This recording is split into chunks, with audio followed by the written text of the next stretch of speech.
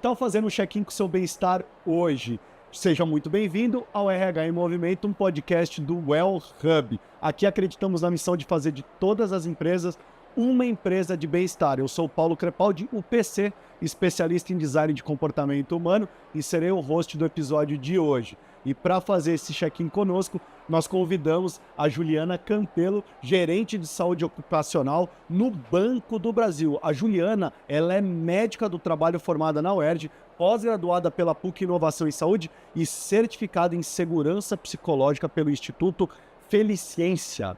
Juliana, seja bem-vinda. Obrigada, Paulo. Maravilha. Ju, eu queria começar, né? O tema do nosso episódio de hoje é falar das iniciativas de saúde e bem-estar do Banco do Brasil. Eu quero começar explorando por aí.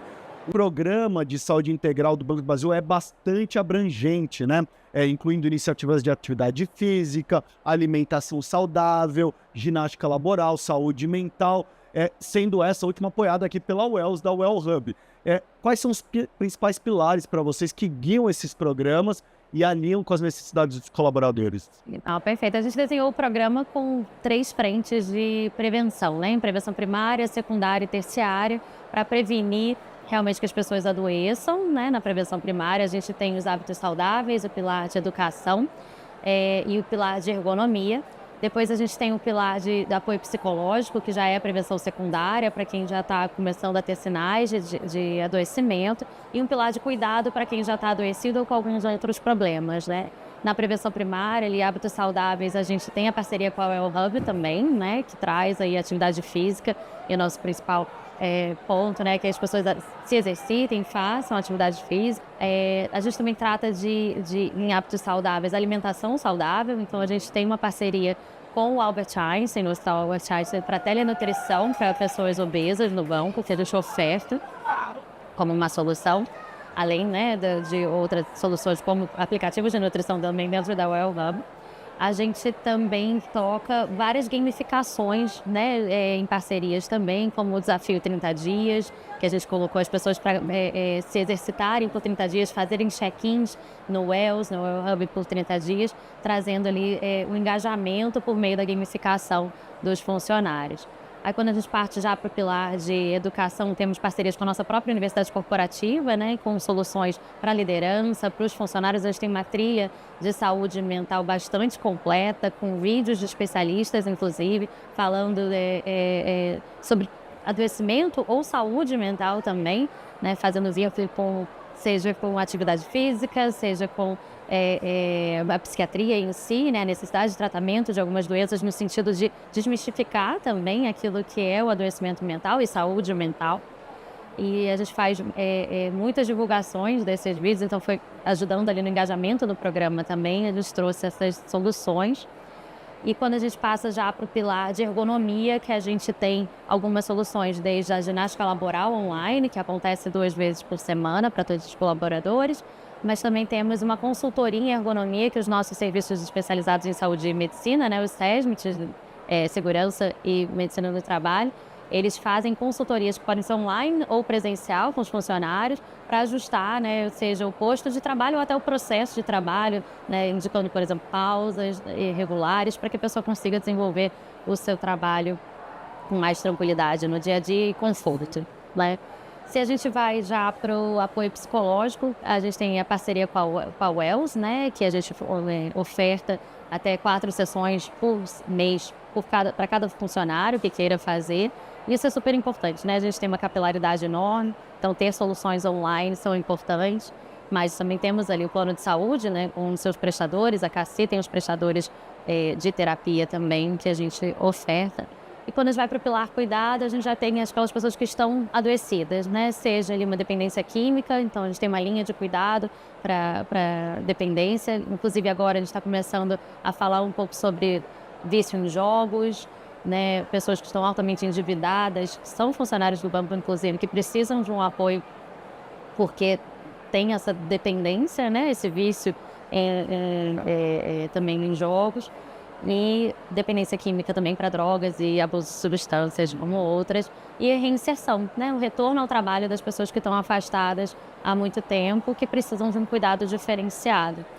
E o último ponto é o fluxo com a nossa ouvidoria interna, né, que acaba sensoriando muitas pessoas e percebendo diversas alterações que podem ser graves. Então, a gente pega ali relatos de, por exemplo, contemplação de suicídio, de autoextermínio, e aí a gente consegue ter um fluxo de cuidado diferenciado para esses colegas que não vieram pela saúde, mas chegaram na ouvidoria e nos trouxeram essa questão. Então. Juliana, ouvindo você falar é muita coisa, mas por quê? Porque o Banco do Brasil tem muitos colaboradores espalhados por todos os municípios desse país.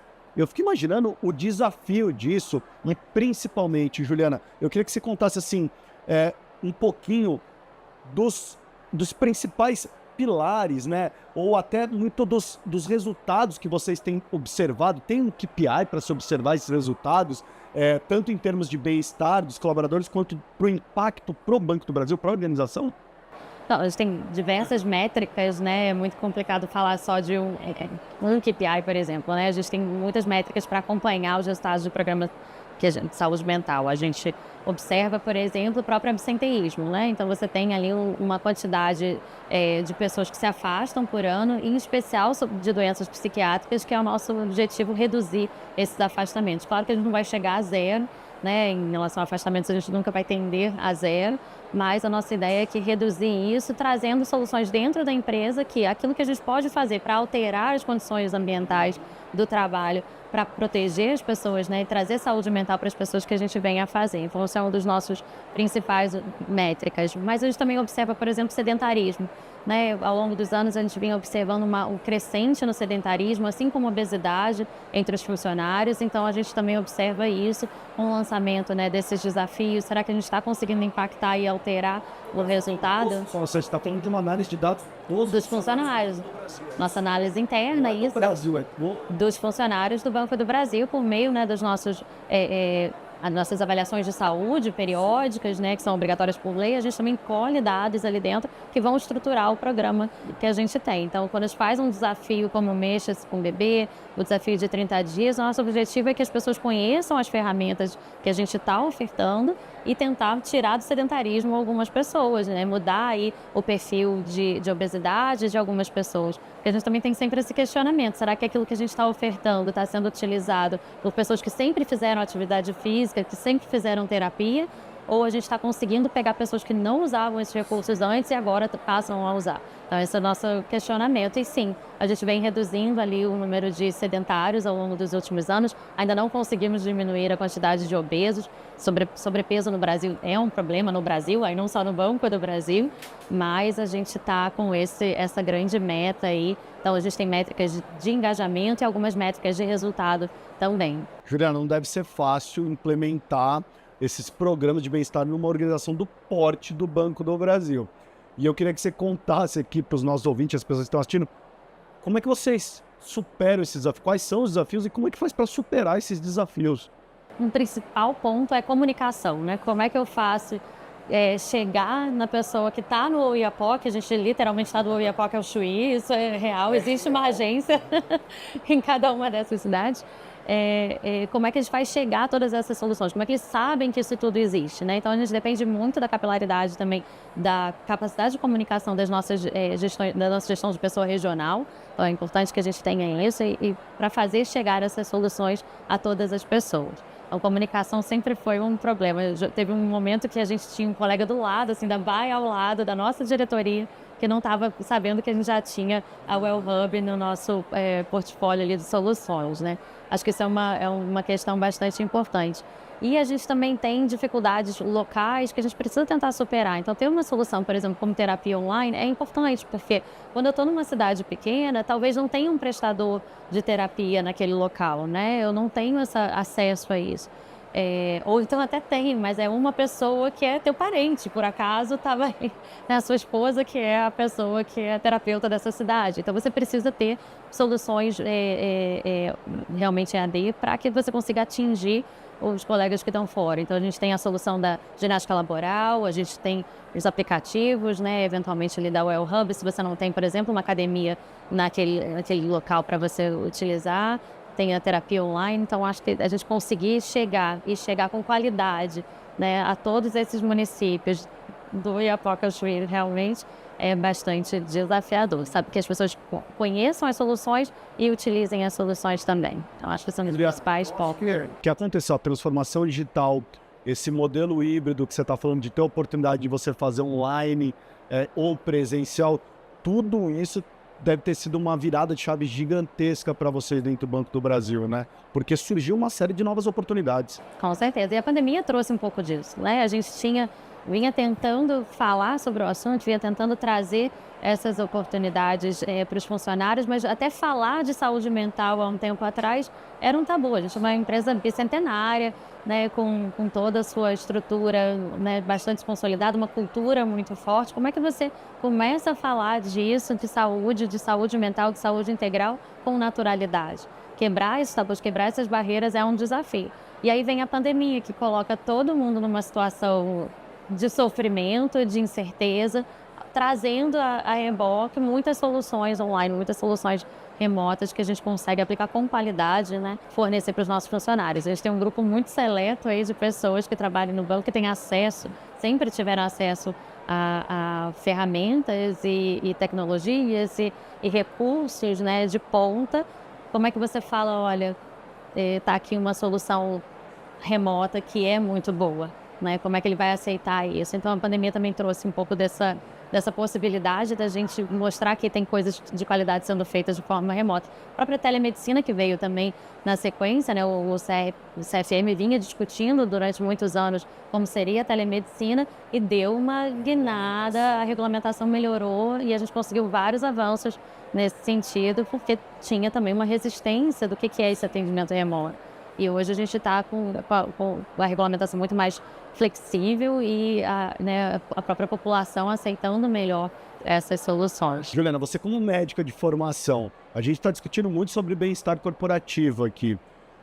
Deve soar como música para os seus ouvidos, né? Trazer esses assuntos tão à tona, tão presente na realidade das organizações.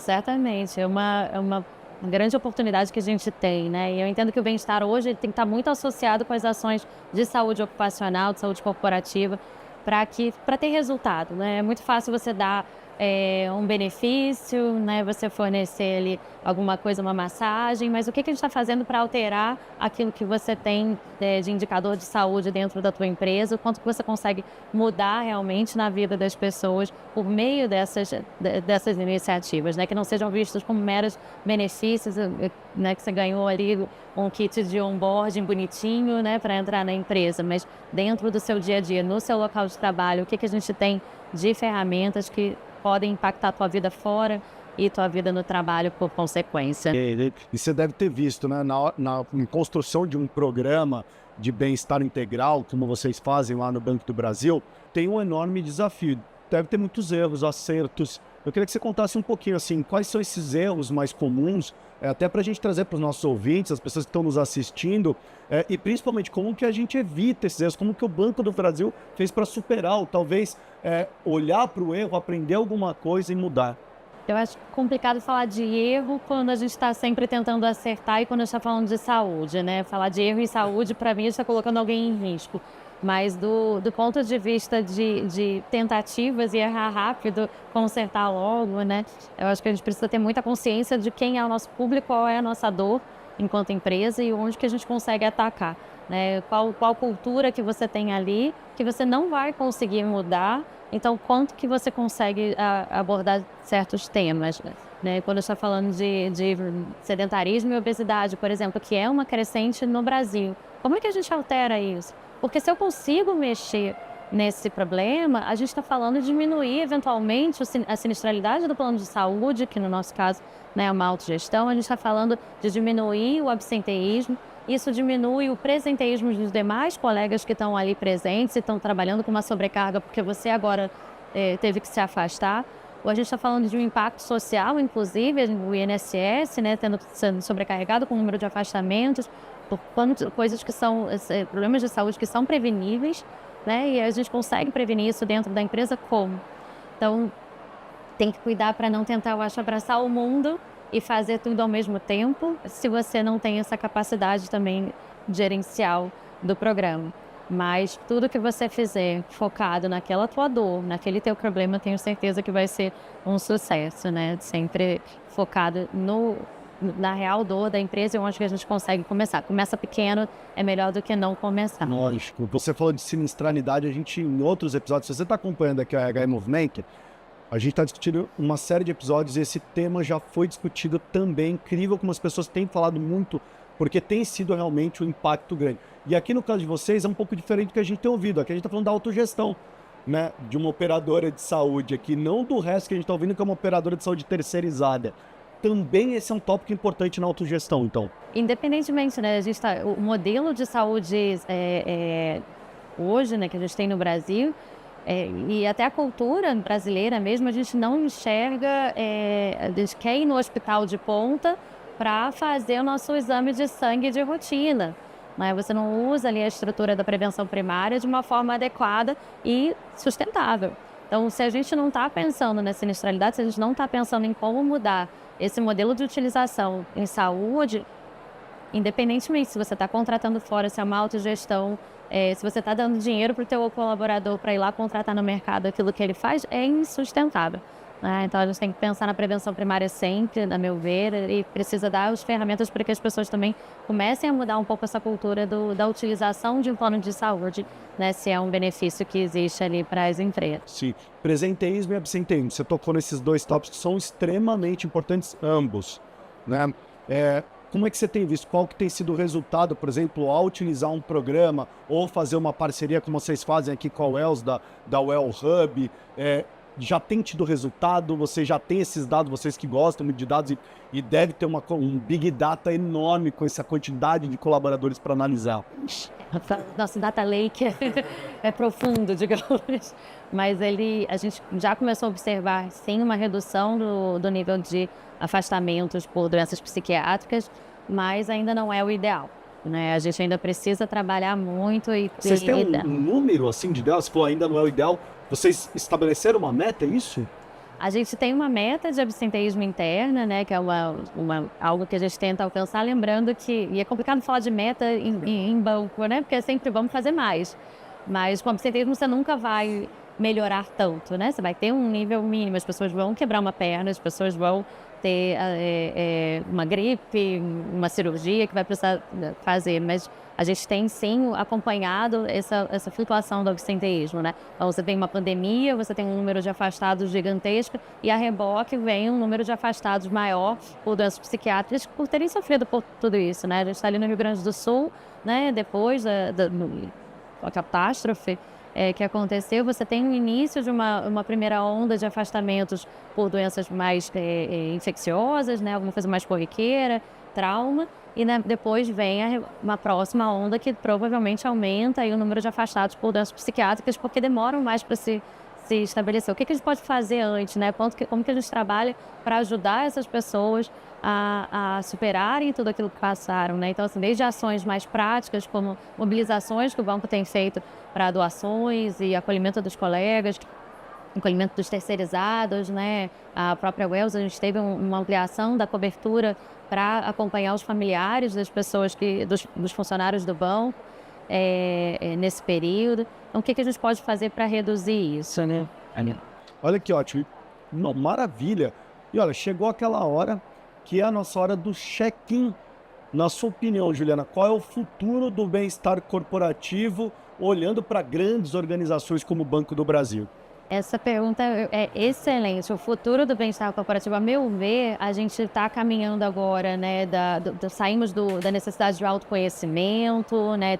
Dando terapia para todo mundo, tentando organizar as questões mais fundamentais, estruturantes dentro de casa, e a gente passa agora, a meu ver, para uma fase de segurança psicológica. Como que a gente consegue, nos nossos times, nas nossas pequenas equipes de trabalho, garantir segurança psicológica? Isso depende de cada indivíduo, né? Ter ali sua saúde mental preservada também, e um ambiente com segurança psicológica promove também pode ser promotor de saúde mental versus, né, um local que não tenha segurança psicológica, vai ser um ambiente que talvez as pessoas possam adoecer com mais frequência, né? Mais presenteísmo também. Então, acho que o caminho agora é esse, né? Você já trabalhou todos esses dados daquilo que você podia fazer para promover a saúde individual e agora vamos fazer com esse grupo, que esse grupo tenha a segurança psicológica, e vai depender de diversos fatores, desde cultura organizacional, todas essas iniciativas em saúde, todas as iniciativas que a gente tiver em relação à capacitação da liderança, capacitação dos funcionários como um todo, para chegar lá.